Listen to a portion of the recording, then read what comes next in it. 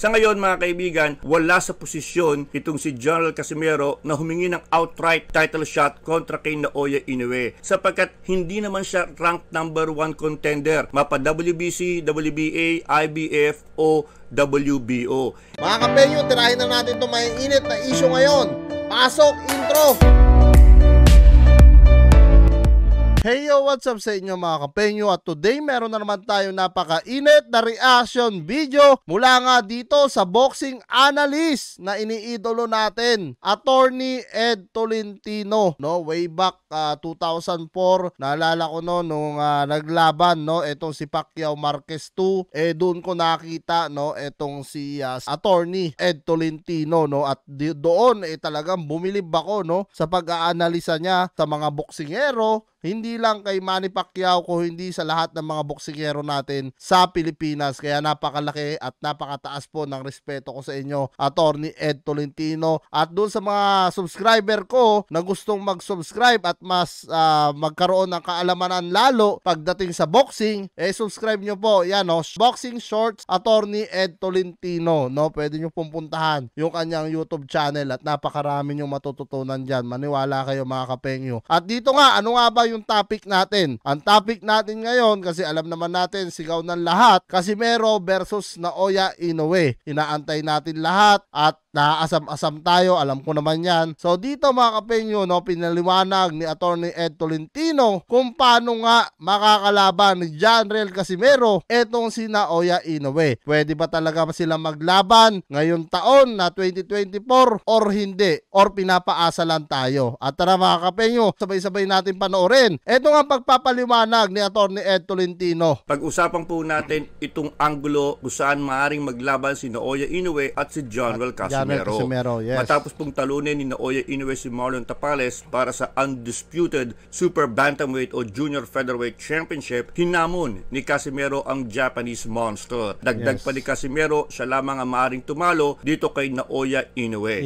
Yes. Ngayon, hindi natin pag-uusapan kung kaya bang talunin ni Casimero si Inoue. Basang-basa na yung topic na yan. Ang Oo nga naman mga kapenyo, no? Sa dami na nag-content at isa na ako doon, ewan ko na lang, talagang sa totoo lang about sa makakatalo, no? Napakadami na nga nagsabi, no? Nonito Donaire, Jerry Peñalosa, at iba-iba pang mga analyst or legend natin na mga boksingero na naniniwala sila na si Casimero lang, no, ang makakatalo dito kay Naoya Inoue basta 100% shape. So yan, sinabi na nga ni Attorney Ed na hindi natin pag-uusapan ngayon yan. Ang pag-uusapan natin kung paano niya makakalaban ito si Naoya Inoue. Ating pag-usapan, pwede bang maglaban talaga yan si Casimero at si Inoue? Nasa posisyon ba itong si Casimero na mag-demand ng isang title shot kontra kay Naoya Inoue? Kung hindi naman, ano ang dapat mangyari para maglaban at magtusa lona si Naoya Inoue at si General Casimero? Yan po, pag-uusapan natin sa Boxer Shorts. Yan na maganda. Yan, si Naoya Inoue mga kaibigan, ang undisputed champion sa Super Bantamweight Division. Ang ibig po sabihin nito, siya ang may hawak ng all 4 major belts sa division at 122 pounds. Hawak na ang WBA, WBC, WBO at IBF championships. Sa ngayon mga kaibigan, wala sa posisyon itong si General Casimero na humingi ng outright title shot kontra kay Naoya Inoue. So yan mga kapenyo, no, rinig naman ang dalawang tenga natin na sinabi nga dito ni Attorney Ed na sa ngayon, no, walang karapatan o wala sa posisyon humingi etong si General Casimero dito kay Naoya Inoue ng laban na hinahangad-hangad natin lahat, which is talagang si Naoya Inoue lang, no, ang pag-asa natin mga kapenyo. Siya lang ang makakapagdikta kung kailan niya gusto, no, na makalaban etong si General Casimero, sapagkat hindi naman siya ranked number 1 contender mapa WBC, WBA, IBF o WBO. Kinakailangan ikaw ay ranked number 1 o ikaw ang mandatory contender upang i-exercise mo ang iyong karapatan para mabigyan ng outright title shot ng kampiyon. So yan mga kapenyo, no, kung hindi sana natanggalan etong si Casimero ng WBO niya na belt sa UK nung nagkaroon nga siya ng issue, sana, no, pwedeng mag-request talaga or number 1 siya sa pwedeng makalaban talaga ni Naoya Inoue. Kaso ang problema kasi no? Nagkaroon nga kasi siya ng issue doon at natanggalan nga siya ng WBO belt at nakalaban ni Naoya Inoue tuloy etong si Butler na dapat makakalaban ni Casimero sa UK. Hindi po ito ang sitwasyon. Si Casimero is ranked number 7 sa WBC, hindi siya rank sa top 10 ng WBA, nasa number 5 naman siya sa IBF at number 3 naman sa WBO.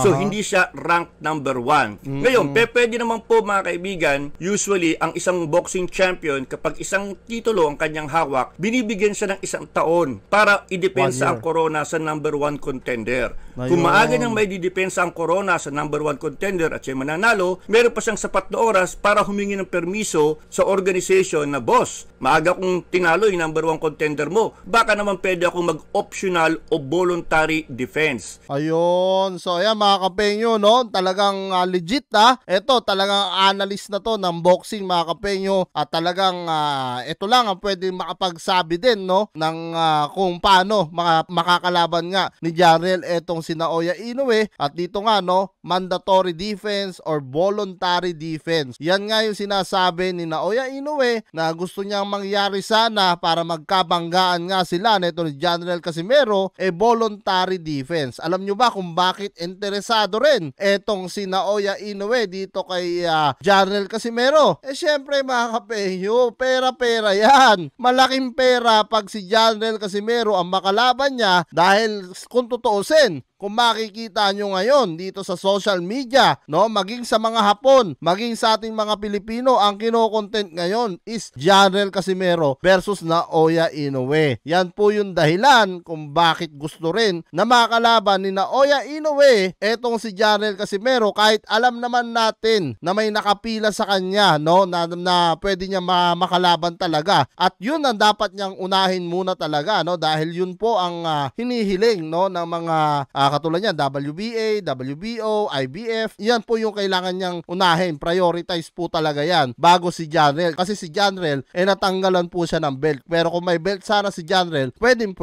Pinapayagan po ito para kumita naman ng todo-todo yung kampiyon. No? As long as may written permission. Pangalawa, dapat yung contender ay rank either within the top 10 or the top 15. Ayun, no? So, pasok si Casimero kung ganyan na sitwasyon. Okay? Pwede siyang pagbigyan ni Naoya Inoue ng isang voluntary title defense. So yan mga kapenyo, no, narinig natin mismo kay Ed Tolentino, no, na pwedeng makalaban ni Naoya Inoue etong si Casimero basta si Naoya Inoue ang magre-request ng voluntary defense. Pero kung si Casimero ang magre-request, wala pong pag-asa, no, na mangyari yung laban na to. Kung hindi, si Naoya Inoue po ang dapat nating kulitin ngayon.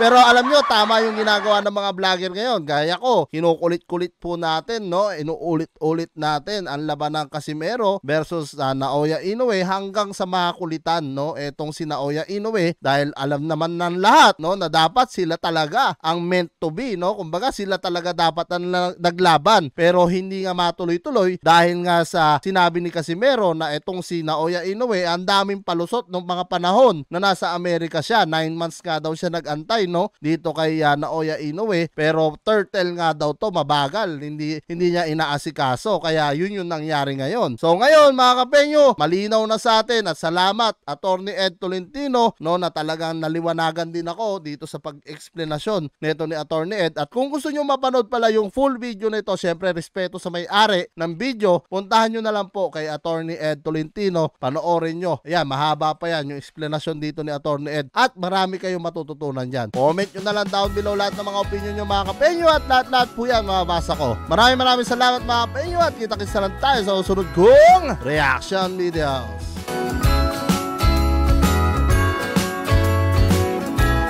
Jingle bells ringing in my ear, jingle bell, a sound that's oh so dear.